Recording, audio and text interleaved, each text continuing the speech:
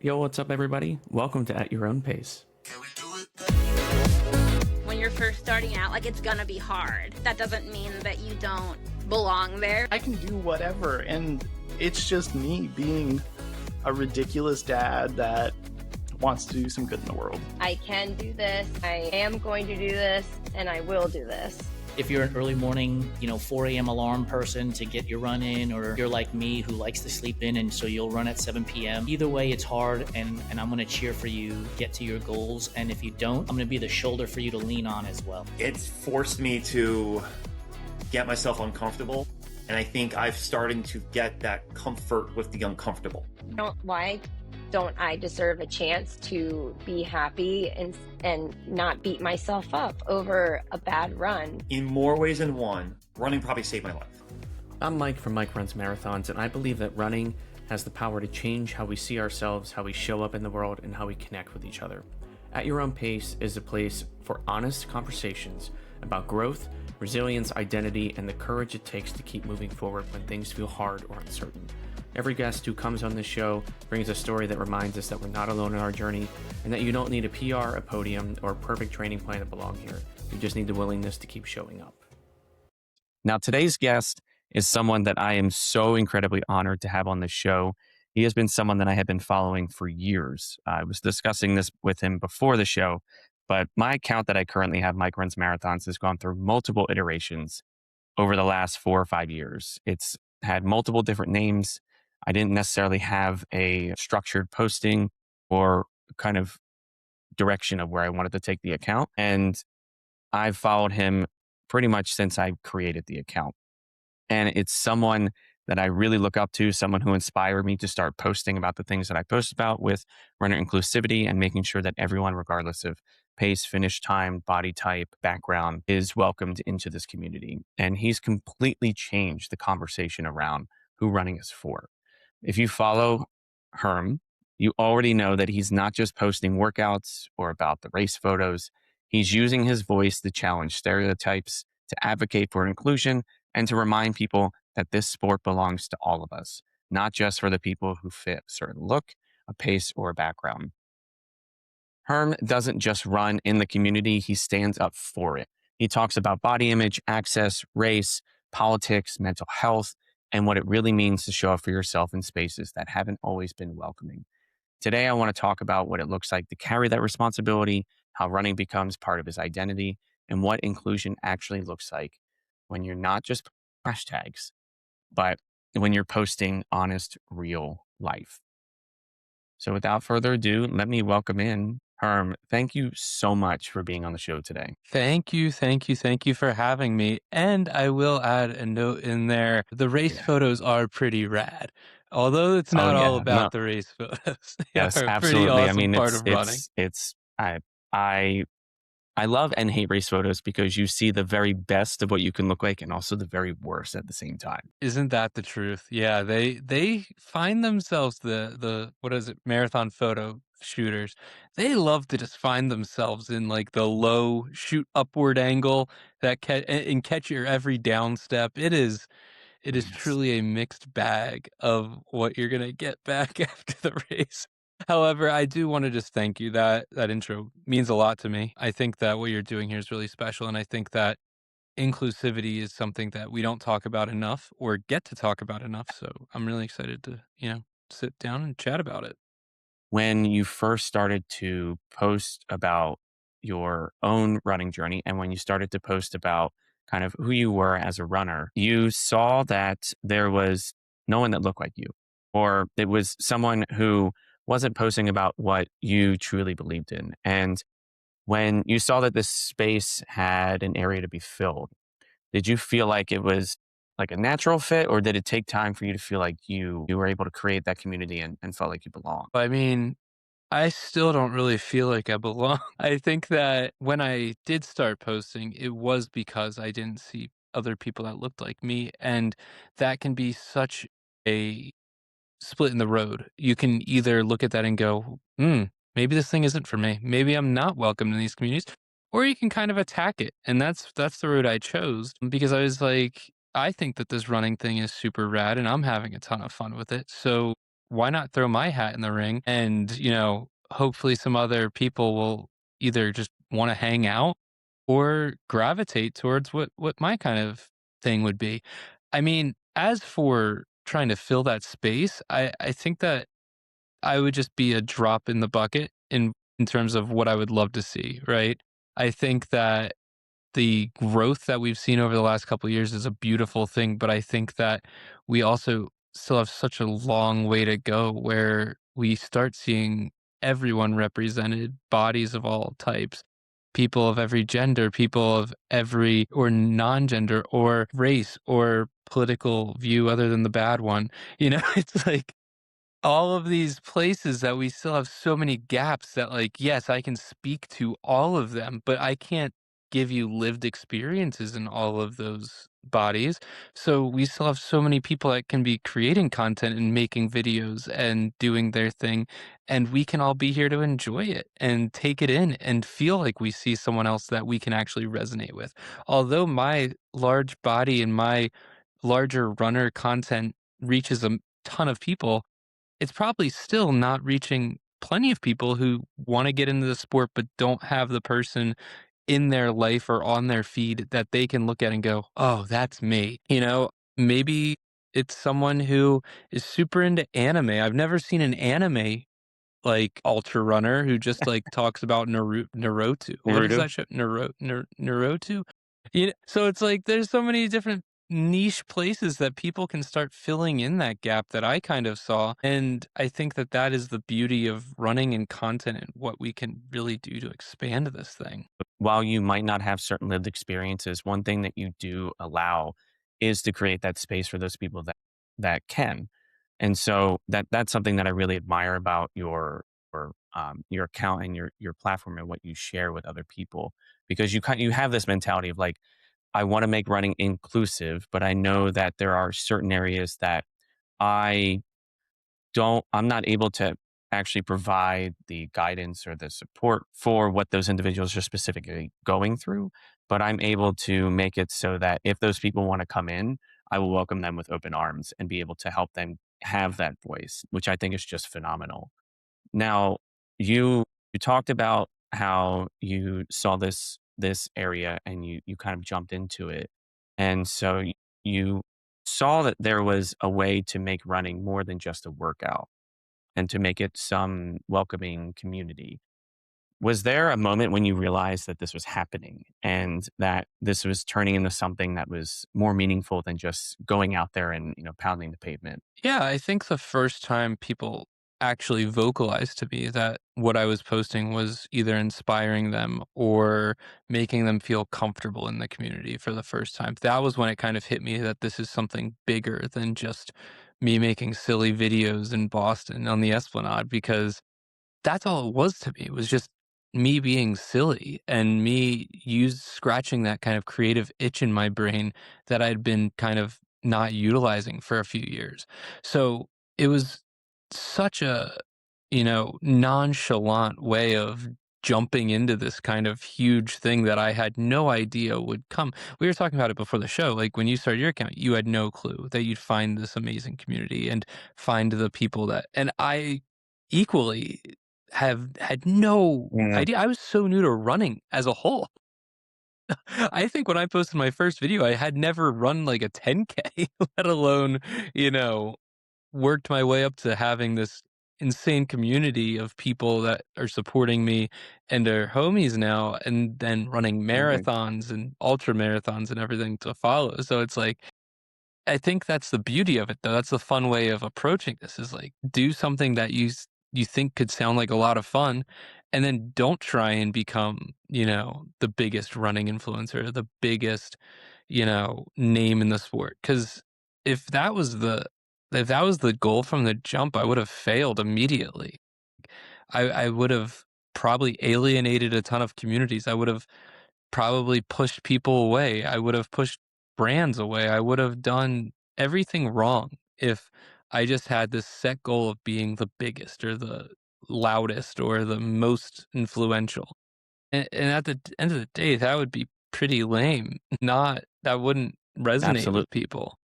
Um, we talked about this a little bit before the show, but posting for the love of what we do is so important because it gives off that genuineness. It gives off the ability for us to connect with other people. Because like you said, if we try to give out like the mentality of I'm going to be that number one person in the, influencer running community, it really turns them off, and it can really be very detrimental to their own running journeys. And I think that having that mentality of sharing real lived experiences and real struggles and what has gotten you from the very start of, getting into running, but not even run like a 10K, going up to where you are running these ultra marathons is something that people see the process, they see the work that you put in, and it really inspires them to take that first step for themselves. Now, for your own running journey, how has the way that you see yourself as a runner changed? Like back when you said you got started with running and posting content, but you hadn't even run like a 10K before. How has that changed from when you first started up until now? Yeah, I'm a lot faster. I can run a lot further. No, I think that these two things have gone hand in hand my whole running career now. Because I started both of them on such a whim, I didn't really have the chance to either, focus on running for many years or focus on creating really good content for many years. It's kind of been off the edge of my seat. Here we go. Let's fly.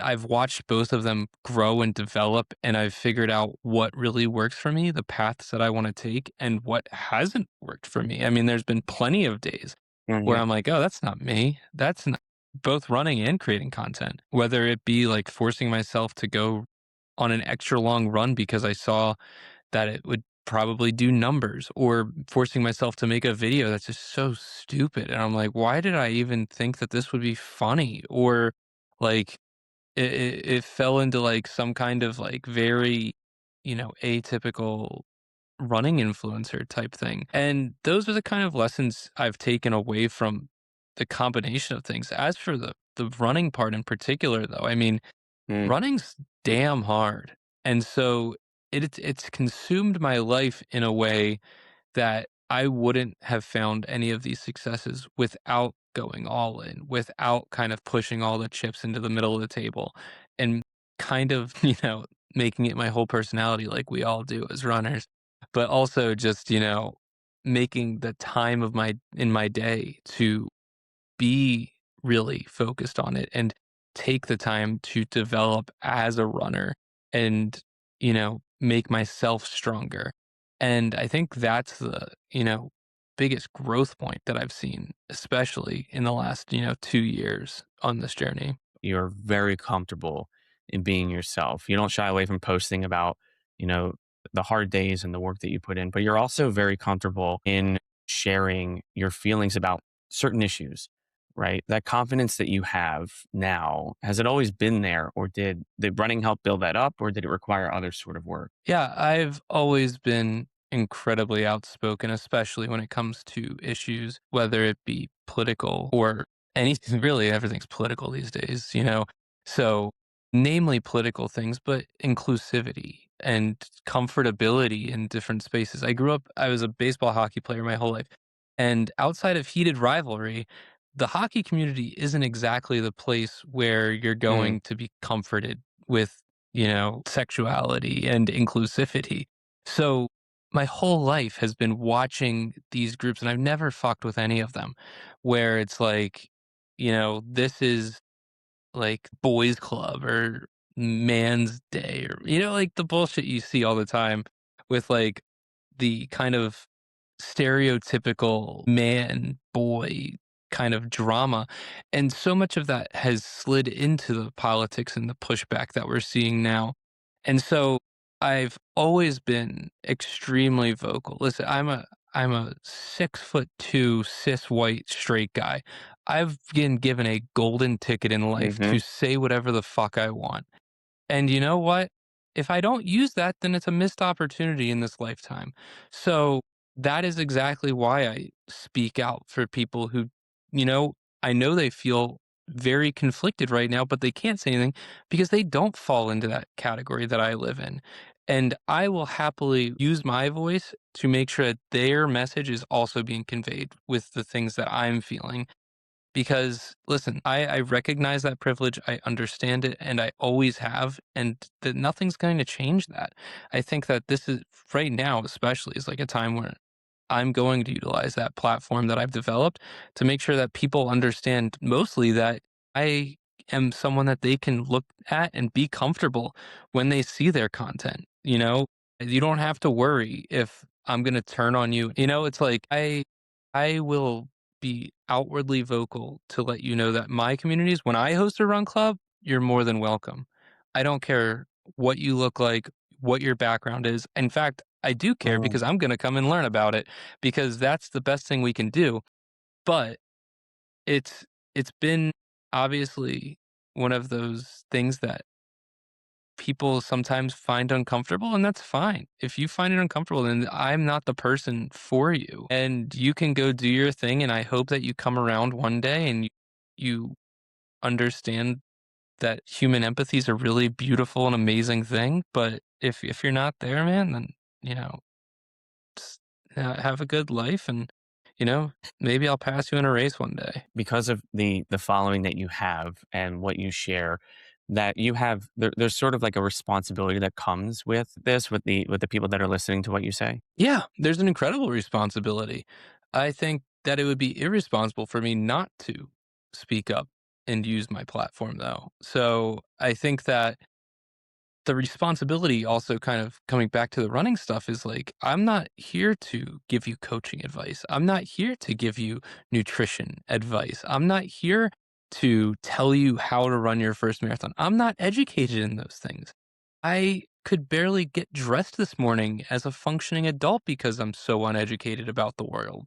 So it's like I'm not going to give you these perfect explanations on what needs to be done in your running journey because there's amazing coaches, physical therapists, and nutritionists out there who can actually give you true advice about that. And I think that's where the responsibility of this platform kind of gets lost on so many people. People will gain 100,000 followers really quickly and then be like, here's how you're going to run your next marathon. Or here's the exact plan that'll get you under 3 hours in the marathon. Just because that worked for you doesn't mean that it's going to work for someone who hasn't gone off the couch in 5 years and is starting running tomorrow. You're going to get them hurt. And that is incredibly irresponsible. I just think that we all have the responsibility of doing the due diligence in our life to make sure that what we're entering is for us. And if the only thing that you're going to do once you become an influencer is take advantage of the people who don't, do that research or understand the process that they're joining, that's kind of messed up.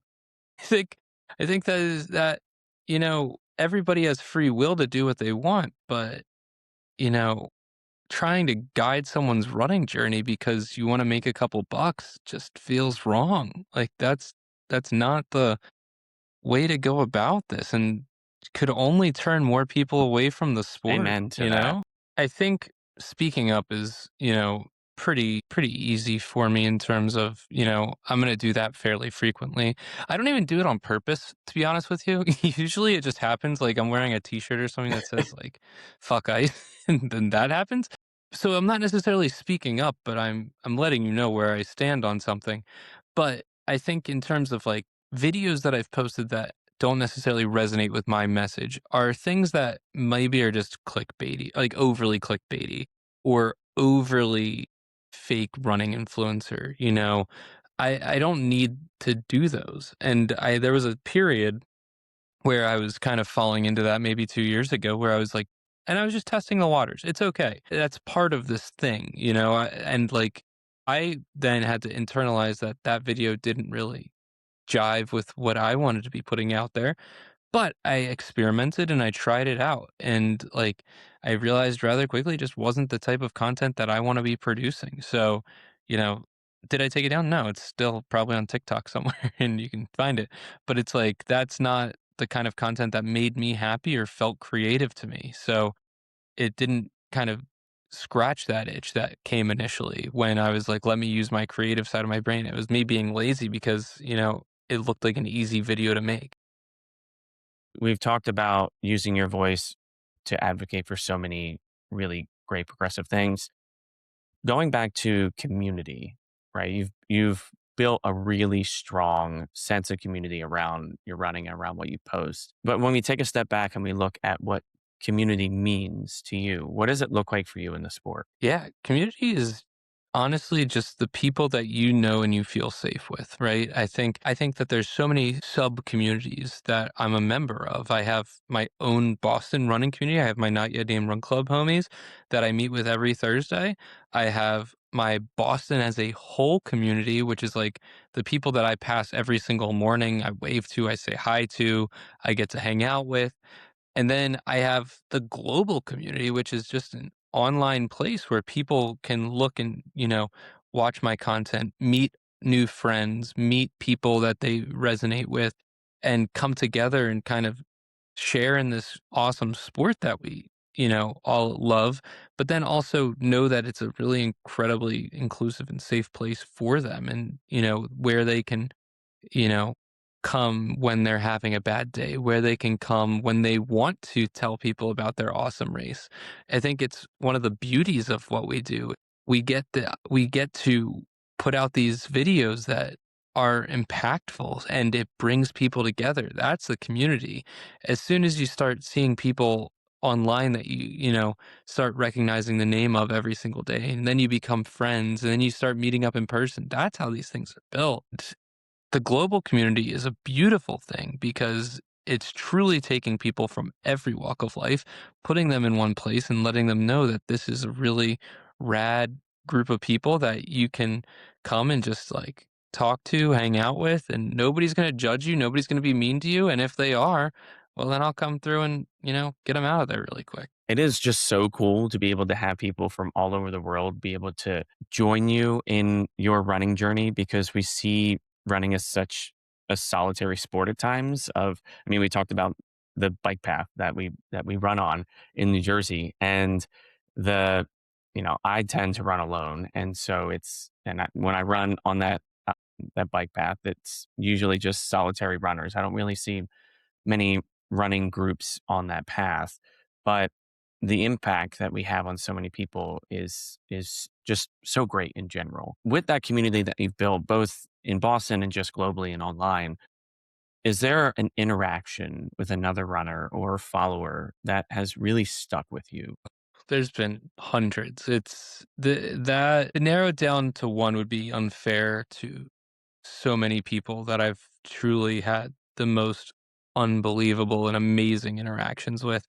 I mean, there there's things like literally I was in London 2 years ago on a 5 a.m. train up to Newcastle, and the people sitting next to me, like, were like, "Oh my god, you're Herm.runs." And I'm like, you're in we're in London. Like, we're on the other side of the pond right now, and you know who I am? Like, that's insane, and then we just chatted for, like, 3 hours. It was beautiful.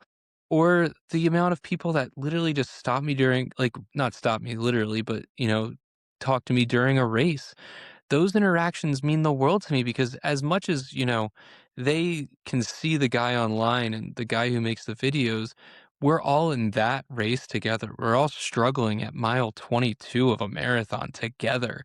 And there's something so beautiful about having that true human interaction to pull you through those pain points that, is unmatched. And so when you think about the interactions that have happened, I mean, it's every single one of them is so special to me. And I genuinely try and spend as much time talking to people as I humanly can when we do like meet and greets or shakeout runs or anything like that. Because as much as you know me, I want to know about you. I want to learn about what brings you to this race. How's your journey? What's your journey like? How can we understand each other? Where do we meet, in terms of things, our interests? And I mean, I wish I could do a whole podcast with every person that I got to have one of these amazing interactions with, but you can't. And that brief moment that we get to spend together is really, really special to me. Being part of the running community, um, how has that changed and you kind of touched on this a little bit, how has it changed your experience, whether it be races or everyday runs, or just running in general? Because I don't know about you, but my running journey started out very solitary because none of my friends ran. I was like the only person that I knew around me who ran. And at that time, people saw me as crazy because they just couldn't understand why I was trying to do this. But over time, I've kind of been able to meet people that have the same experiences or the same love of the sport. So, how has that changed for you from kind of the beginning up until now? Yeah, I think very similarly, people when I first started were like, "Oh, this is pretty wild," or, "This isn't like you, you're a ball sport guy, you play baseball, you play hockey, play basketball, like whatever." And then from that was like, "Okay, this thing's really growing really quick here." And I started taking it really serious, and people started to see me take it really seriously, which is like the really cool part of this, right? People go from, I don't want to say doubting you because everyone's in your corner, but they're Yeah. like, will he run that marathon? That's a pretty crazy distance. And then you do it and you're like, hell yeah, I did that. Like that was really special.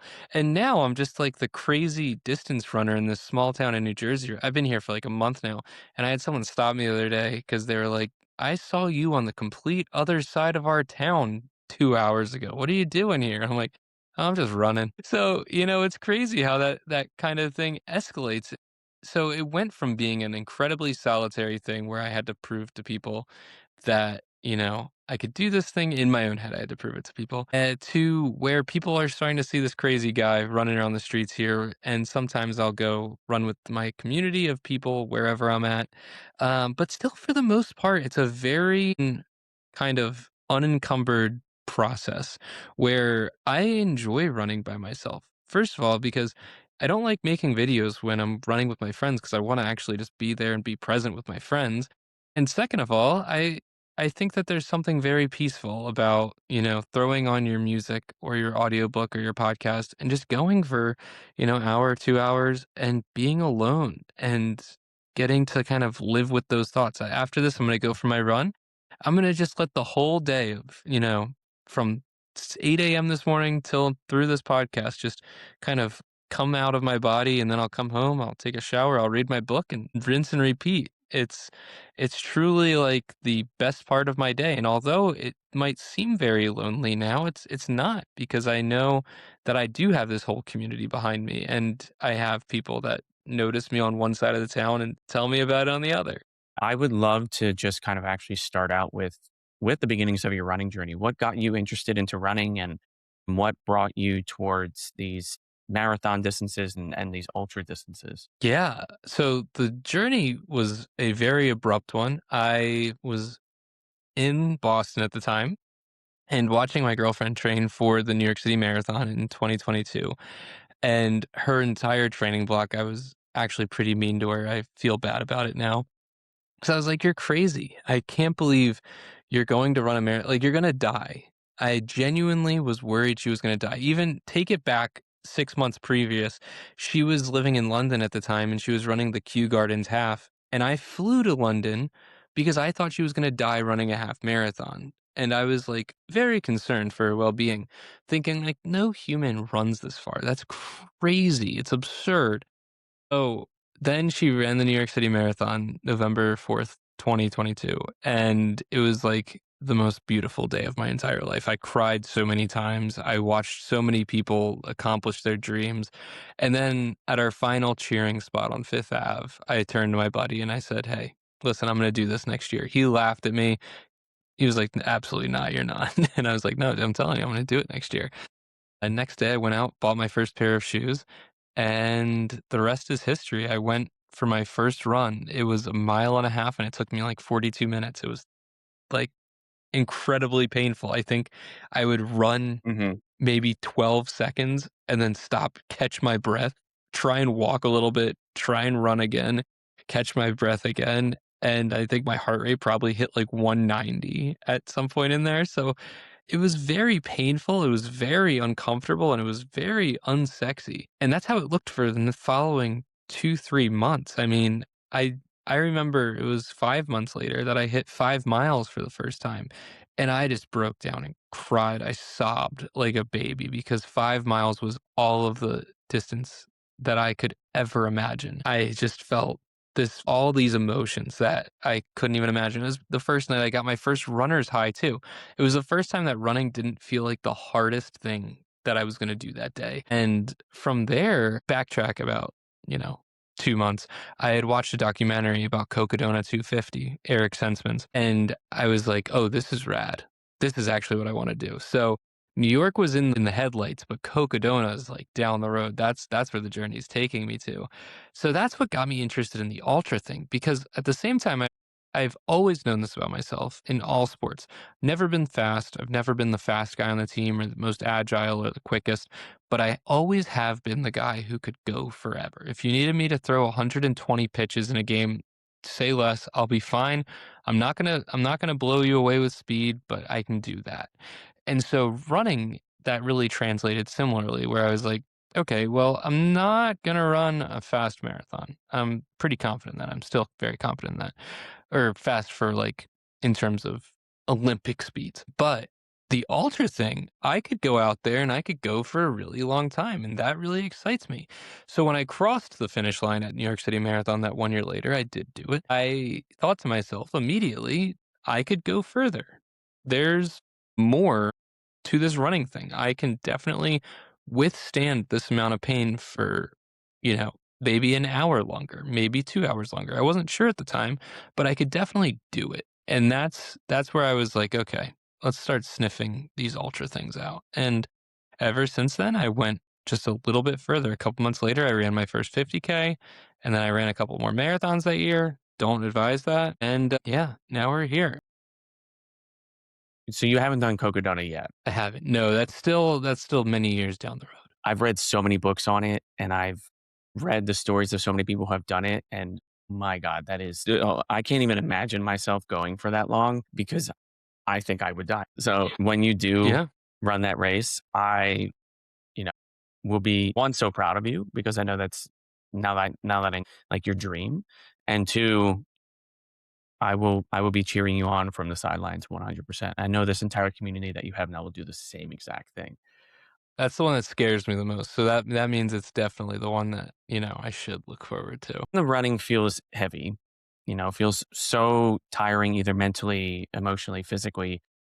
What keeps you going, or helps you know that it's okay to take a step back? Yeah, I mean, this last week's a perfect example. I haven't wanted to run at all this week. I keep seeing this term on threads, empath. Apparently, I feel a lot of emotions for things that are happening in the world. And so my body's had a very visceral reaction to everything happening around us. And I have not wanted to make videos. I haven't wanted to run. I haven't wanted to do anything other than just sit in the corner of the couch and read my book. And so that's what I did. And I think that understanding and accepting that that is a reality that we all face, and being comfortable with taking a week away and slowing your life down is super, super important. And then it's also important to, remember that running's the thing that also makes you feel really good, and the thing that's going to really get those endorphins going and bring you back to how you want to be feeling sometimes. So kind of almost having to force yourself out of that kind of couch with the book situation, but understanding that you're going to feel a lot better after. So, and then as soon as you do that, it's dealing with the actual pain of running and having to continue. Like, let's say you're going to go for 10 miles, but at mile 8, you're really struggling. Just remembering the things that, you're going to be really proud of yourself at the end of this. You're going to feel really strong at the end of this. These are all things that you remind yourself of constantly, because not every run is going to be the most ideal, dream run of your life. In fact, probably less than 20% are going to feel that way. So it's the ways that you can kind of coach yourself into getting to the finish of each run. And if you don't, also accepting that that's okay too. It's not going to change the world whether or not you finish your whole long run. Will it affect your training? Maybe a little bit, but at the end of the day, you're listening to your body, and your body's going to appreciate that a whole lot more. So I also I'm like a dog. I'm very food motivated. It's terrible. So if I'm on a run and I have 2 miles left, all I start thinking about is like that meal that I'm going to eat when I get home. So that helps me also a ton.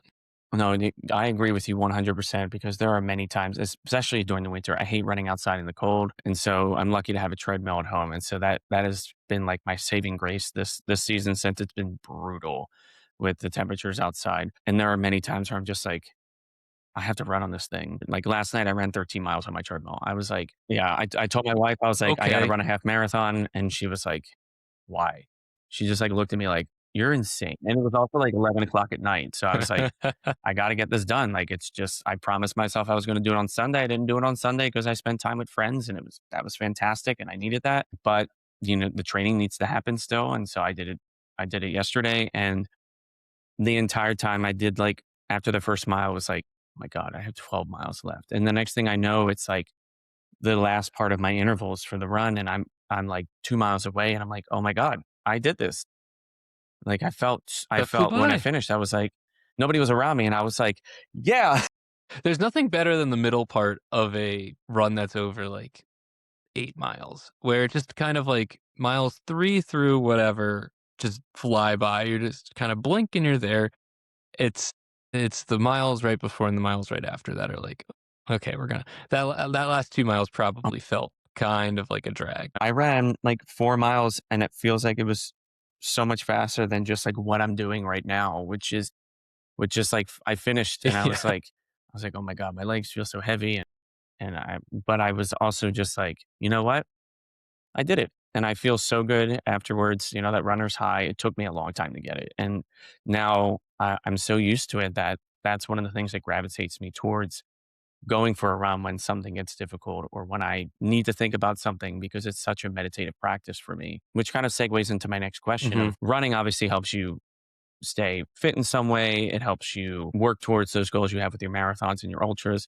But what has running helped you get through in your life outside of the sport? Well, it's an escape for me, and I think that that is something that, you can only explain when you've done it. I think that I was very much in a angry, probably depressive state when before I started running. I was drinking a lot. I was not treating my body well. I've always escaped to food, and I never kind of felt the calmness of life like you feel when you're running or when you get that runner's high. And I think that since starting running, I've at least become a little more grounded and a little bit more relaxed in life. And it's brought me into that meditative state, the place where I can take the outside noise, everything that's going on in life, and just kind of crumple it up into a ball, put it on the shelf for an hour, 2 hours, however long I'm going. Does it come back? Yeah, of course, it's life. We all have to face the things that we don't want to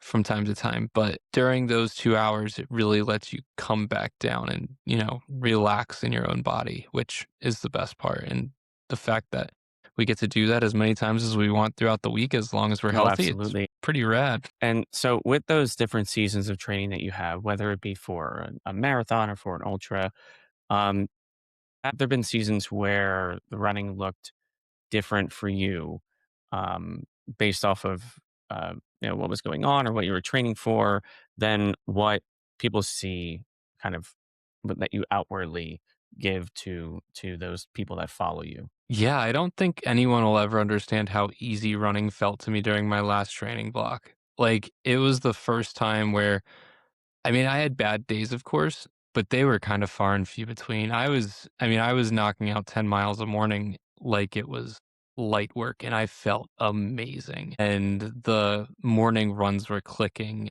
and everything was just kind of falling into place. And it was truly a ton of fun, which made it kind of hard to make some videos because I didn't wanna make videos. I was just so into the running. I was falling in love with the process, and I think that that was hard to communicate, was like, I can't tell you how great this feels right now. Like, I can't communicate it through words, I can't communicate it through song, I can't communicate it through anything.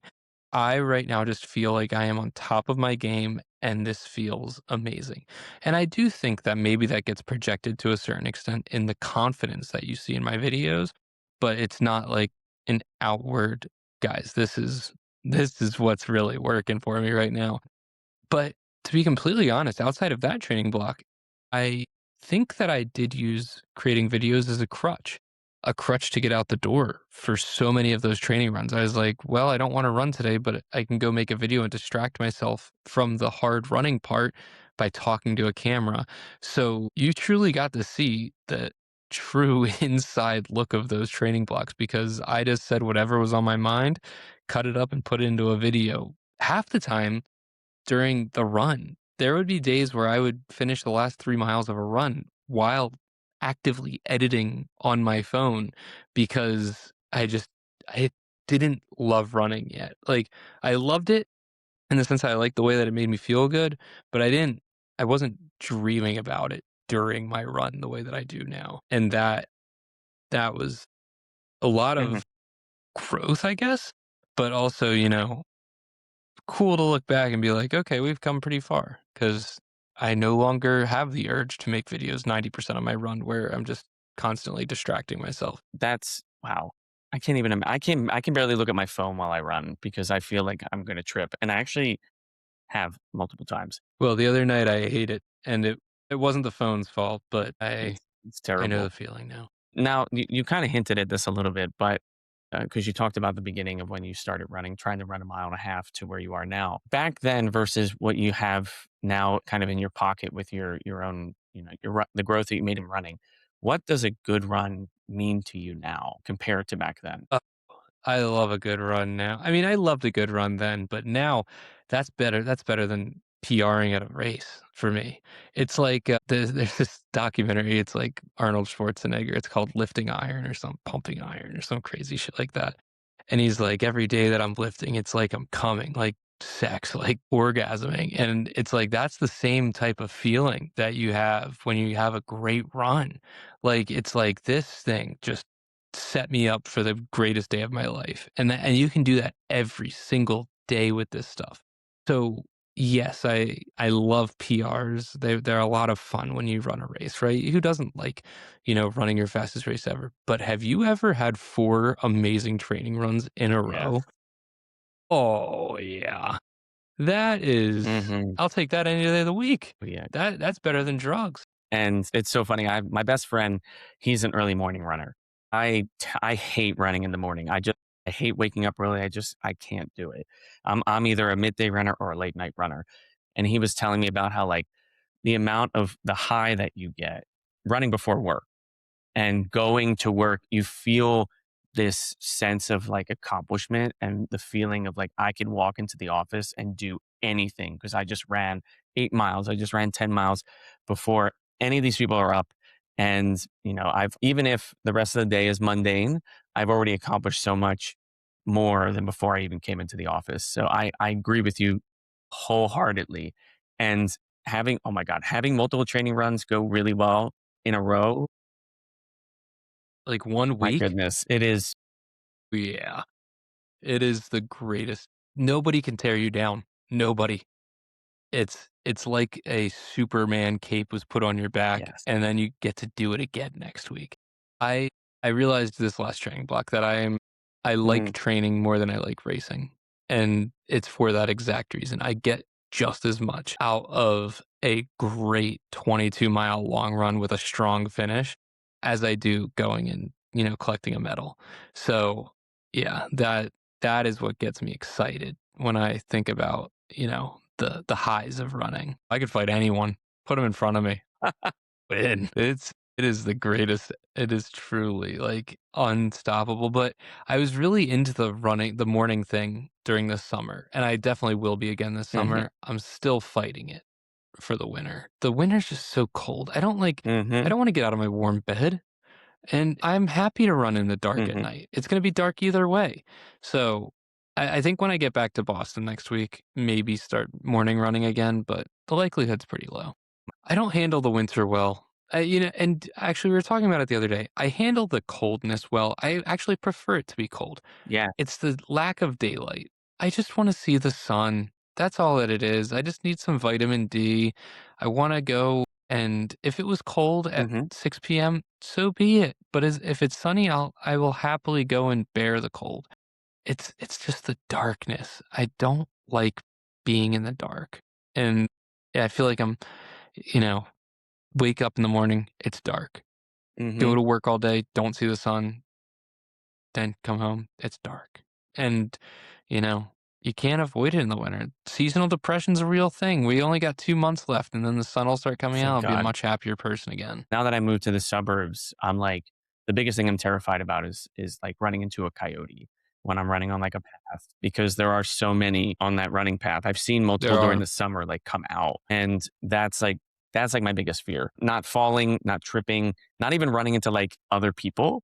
It's the fear of like animals coming out to try to get me, because I'm like, I can run away from someone. I can't run away from a Yeah, coyote. not a coyote. You know what's so funny too is that you would think with how many streets you cross in the city and how much congestion there is with cars, your likelihood of getting hit by a car in the city is much higher.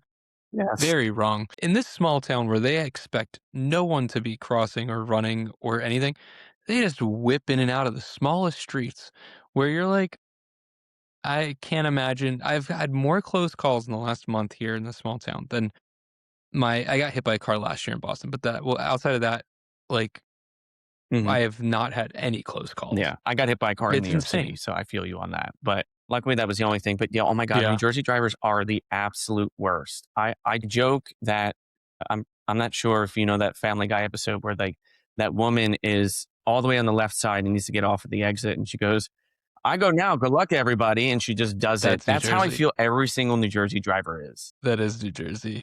It very much is, but it's what makes us Hmm. unique. If you grew up with it, it's fine.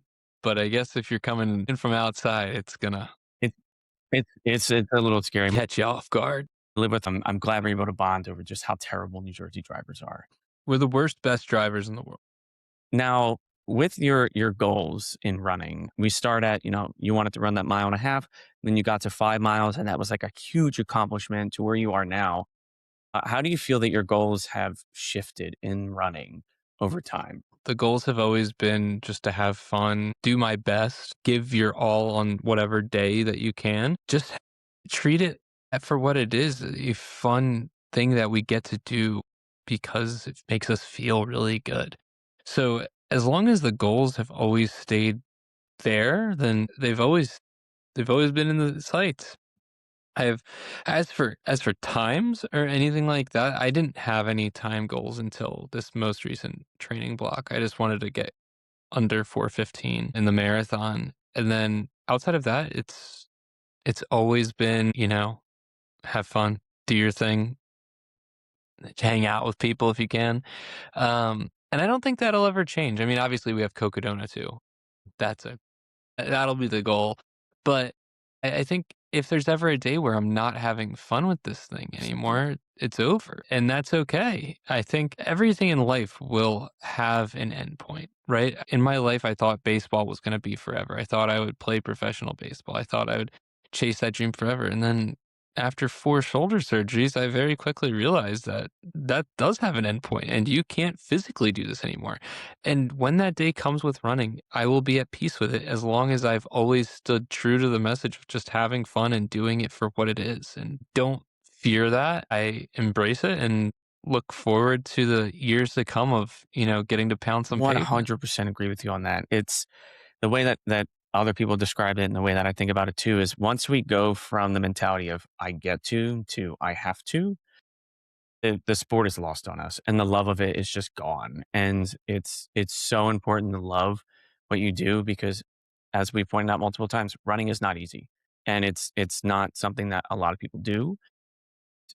When it becomes a chore in a sense, or it becomes something that we just feel like I have to go out and do this because it's just like, this is my online persona. This is what people expect of me. And I think it's so important too to note, like, there's going to be days where you go, I have to go run this Yeah. run because I'm training for something.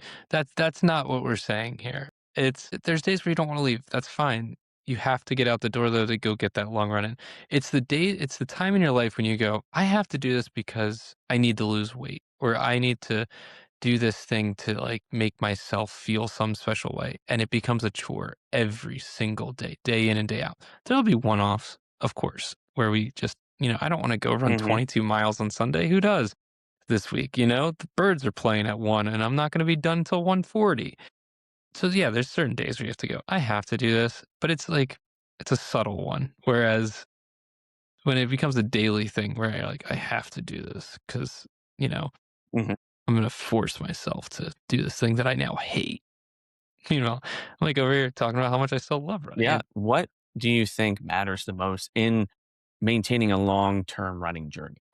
maintaining a long running journey, I can only say so much here because I really haven't been running that long too. I've only been running now for about 3.5 years. So I say this with a grain of salt and with only the experience that I have had so far, which does not include a ton of injuries, knock on wood, or a ton of other, running related issues that can appear or outside, issues appearing in my life. So what's worked for me and I think could work for a lot of people is maintaining a healthy balance between racing and running.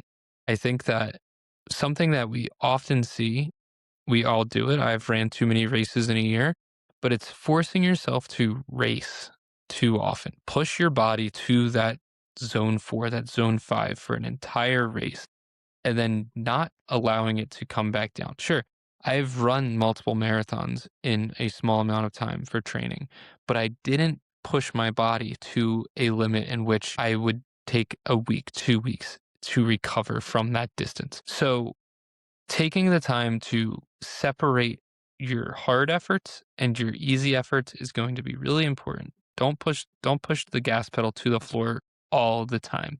That feels like a very quick way to get hurt. I think a lot of the physical therapists I've spoken to would agree with that. I think maintaining a good relationship, and this is really hard for myself as someone who has battled an eating disorder for many years, but maintaining a good relationship with food.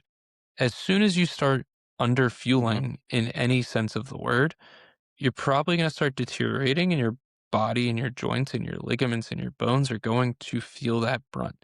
So, trying to have that discussion with yourself and understanding, am I eating enough? Am I fueling properly? Super important for longevity because you don't want to find yourself with a stress fracture or a torn ligament because you decided to skip out on 2 meals because you didn't like the way that you looked that morning. Yes, I understand that that's really, really hard, and that voice in your head wants you to skip those meals and not treat your body the way that it deserves to be treated. However, in terms of longevity, you're doing this for the marathon, not the sprint of this thing. And lastly, I would say make sure that you are balancing running with your life because as soon as you start getting rid of friends, getting rid of family because you're too busy running, which is apparently a very real thing. I just learned this recently that I met someone and they're like, yeah, my girlfriend left me because I was running too much. And I'm like, that really sucks. But also, Mhm. maybe she wasn't the one for you. But I don't want anyone to ever lose a relationship or a friendship or family because those are the people that cheer you on along the way. So make sure that you give the time that you spend running back to your people and the people that you love in this world because they're the ones who want to see you succeed and it wouldn't be possible without them. So give them that time and understand that when they ask you to come to a family Christmas party, but you'd rather run for 3 hours, that party will give you just as much back as that run. Now, for the runners who follow you or are thinking about getting to running, right?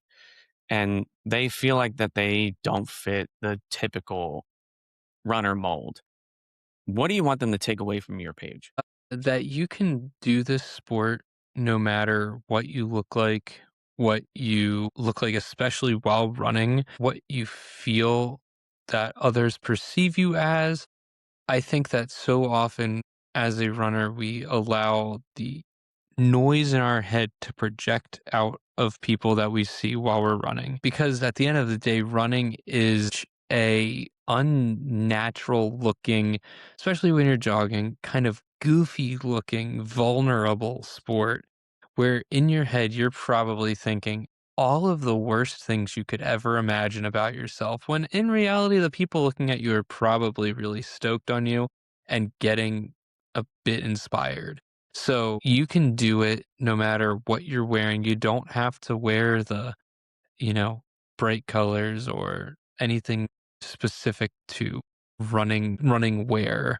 You can wear a old band t-shirt, some shorts, and some running shoes and just get on your way. There's no such thing as a prototypical runner. We're all different, we're all special, we're all unique.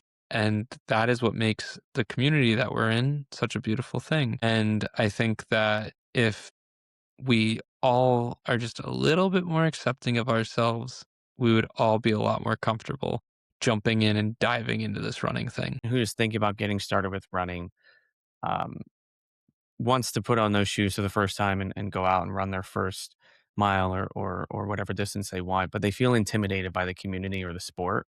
What would you tell that person? I would say, one, if I'm speaking to you, come with me. We'll go together. I will take you under my wing. But if we're not together, I would say get comfortable with running first, understand what your baseline looks like. I'm not going to send you to your run club where you're running a 5K at 10-minute pace when you haven't even run, a mile yet. So I would say first do some research just to make sure that the running club that you're going to has an option for where you're at in your running journey. And then two, I would say explore online because there are truly running groups for everyone somewhere on the internet. Whether you even just want to have a community of people who you can check in with each and every day. You don't necessarily have to run together ever in real life. You can do all of your runs alone, but you could just say, "Hey, I went for my run today." And people can, give you kudos. It doesn't have to be through Strava, but through, whatever social media platform you want. And you find your people rather quickly that way. And then you work through that and you go, okay, well, I've been running alone and talking to this community. It would be pretty cool to actually go run with a bunch of people now. So then you find your in-person running crew and they have a great pace group for you. And they feel like a welcoming, opening organization or club or whatever you want to call it. That's the beauty of the internet. I think that the internet can be used for a lot of hate and a lot of scary things, but at the same time, you can find your people rather quickly. And that's the special part of what comes from it. Remember when I got started with running, I walked into the gym for the very first time because I had a doctor tell me, like, if you don't start taking care of your body, your story is very similar to mine.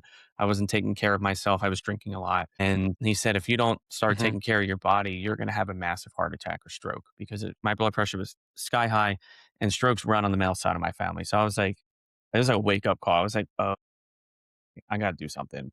And so when I walked into the gym for the first time, I saw it was like split into two. There were the cardio machines on the right, and the left was the weights. And I was so intimidated by the weights. I was like, I am not doing that because I'm going to feel so judged by the people that are working out, like lifting those heavy weights, and they have the buff bodies and everything. So Yep. I went to the treadmill and started with that, and it was a little intimidating at first because I would make sure that if I was going to run on the treadmill, like if there was somebody on one of them, I was on like the complete opposite side so they couldn't see me. But then over time, as I started to learn more about running, did more research, and like my first pair of shoes, I always tell everybody was just like a pair of random Asics shoes that I found at Kohl's. The only reason I bought them was because I thought they looked cool. Like that was the only reason. I didn't know anything. I was wearing the wrong shoe size. Like I didn't know anything, losing toenails left and right because of it. And once I started to understand more about the community, it really opened my eyes and made me feel a lot less intimidated. I mean, don't get me wrong, I still am intimidated sometimes. Well, I'm going to admit it. I'm intimidated going to run clubs myself. I have however many followers I have online. I don't even love showing up to all run clubs because I don't know if I'll keep up. That's a very universal thing that everybody experiences too. If you're getting into the run club scene or the gym, I mean, those are intimidating places if you're not completely comfortable. So just understand that no matter what your following is, who knows you, there'll always be that sense of intimidation, which is also why it's really nice to find a great group where they welcome newcomers and welcome people for their first day. They don't realize that the running community itself actually is very welcoming overall. Like you said, once you find that group that is best for you, you'll be pleasantly surprised by that. And you know what's funny? And this is the thing that I've learned over the last year. The most accepting group of runners are traditionally the most intimidating looking ones. So I showed up to a run club in New York. I forget what they're called now, though. I'm kind of feeling like, well, nonetheless, my buddy Mikey was there, and Mikey, he's tattooed. Every inch of his body is tattooed. He looks like the coolest guy you've ever seen. Looks like he was like a rock star probably at some point in his life, and everyone around him looked this way, tattooed. Some gal was like smoking a cigarette. I'm like, by golly, these are some cool people. I do not fit in here. Nicest run club I've ever been at in my life. I'm not advocating for smoking cigarettes at run club, but if someone is, they might just be the nicest group of people you'll ever meet in your life. I've found that a lot of people who are quote unquote the fastest around you, they know the grind and they know the perseverance and they know what the resilience is needed when it comes to those races. And they know that we're all in this together. And it's so great to meet those people. And so many of my closest friends, Tommy Runs, Mike Kofuzi, uh, Mikey, these people that run 2 hour X, whatever you want to put in there, marathons are my closest friends. And it's like, I'll never be as fast as them, but they've never once judged me for being slower than them because they also recognize this is really difficult, really hard. We're doing it together. You're doing your best. And that Absolutely. is what matters. Now I want to take a step back and go way back to the beginning of your running journey. You know, your girlfriend ran the New York City Marathon. She survived, and you got your first pair of running shoes the next day, and you're going out there for your first mile and a half. If you could, Herm from today is back there standing next to that person. What piece of advice would you give them?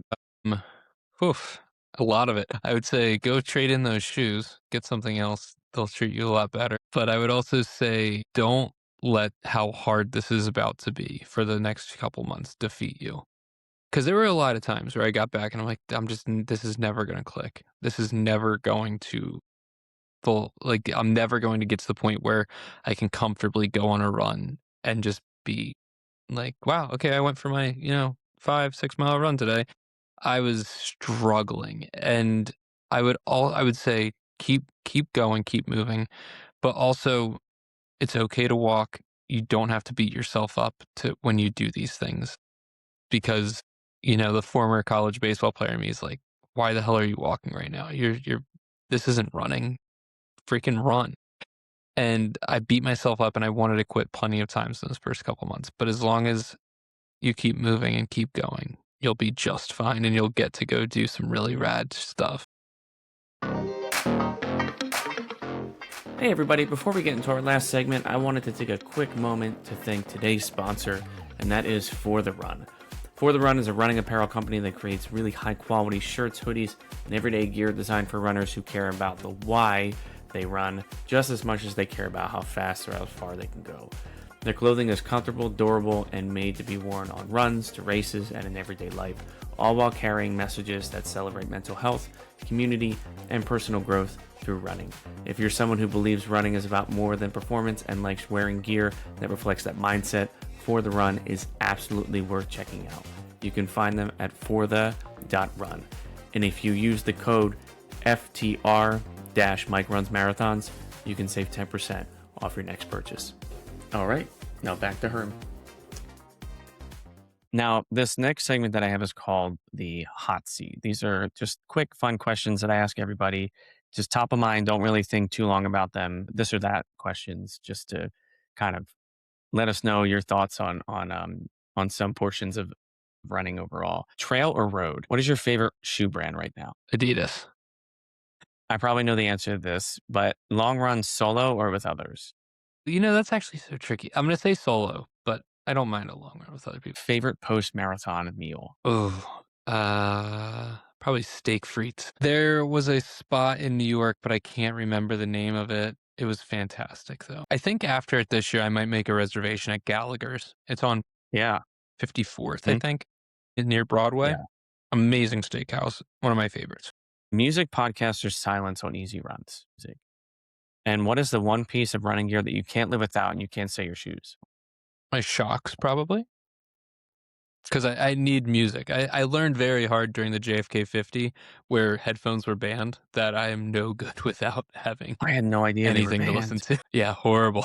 10 hours of being in my own head. Terrifying place. Now, I know this answer already, but your dream race.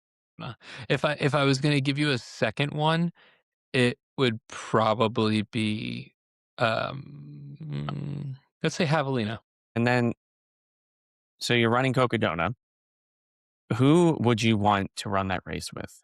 Anybody that you can pick. Dead or alive? Bill Walton. Bill Walton and I share a birthday. He was a massive deadhead. He played some of the greatest basketball I've ever seen in my entire life. And he was just, he's someone that I look up to most days of the year. These last two questions are information that I gather from every interview that I get so I can share this with other runners. The first is what I call the motivation library. If you could pick one quote, a mantra, or a line that gets you through the tough miles, what would that be? It's keep moving. I have it tattooed on the back of my legs. It's the thought of remembering that forward is a pace as long as you keep moving. So you need to just keep trudging, keep doing whatever you have to do to go to the finish line. And it can mean so many other things, you know. When you feel like you're stuck in life, just keep moving, keep doing the thing to get you where you're going. So you're running, let's say you're running Cocodona and you're getting towards that finish line. You can see it off in the distance. What song is blasting through your headphones? Probably The Music Okay, Never Stops okay. by the Grateful Dead. It's my favorite song of all time. Something about the music being this larger entity than just music, but life and the beauty of the thing that you're in never stopping. And I think that kind of resonates really well with the finish of that race.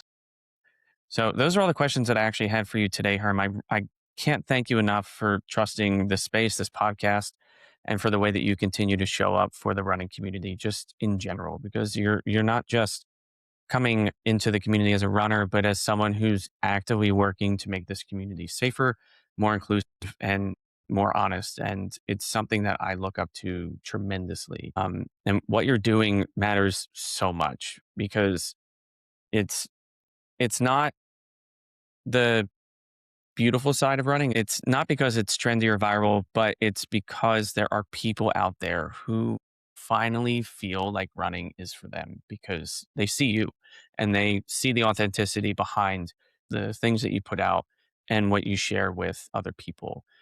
If you're listening and you don't already follow him, his name is Herm.runs. Please go ahead, check him out, follow him, and not just for running motivation, but for reminders that you belong in this sport exactly as you are. So, Herm, I cannot thank you enough. Thank you. Thank you so much for having me. And not only do you belong in this sport, but you belong in this world. And we are so happy that you're still in this world with us. And we love you. And you're going to be just fine. Again, I can't thank Herm enough. You know, I've been such a massive fan of his for years with my own running journey. And to be able to have him on this podcast, I'm just so grateful and honored that he was able to share his story and how he shows up for runners of all backgrounds, capacities, finish times, paces, which is what this podcast is all about. But I also want to thank you for listening and tuning into At Your Own Pace. Whether you're walking, jogging, racing, or just thinking about getting started with your own running journeys, I want you to remember that you belong here at every pace. So until next time, I want you to keep running your story 1 mile at a time, run your race at your own pace, and I will see you in the next one. Bye.